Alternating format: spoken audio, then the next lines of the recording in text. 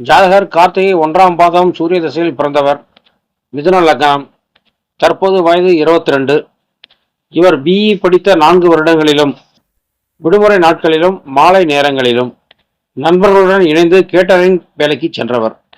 நண்பர்கள் ஸ்தானமான 7ஆம் இடமும் 10ஆம் இடமான தொழில் ஸ்தானமும் அமையப்பெற்ற குரு 2ஆம் இடமான சந்திரன் வீட்டில்.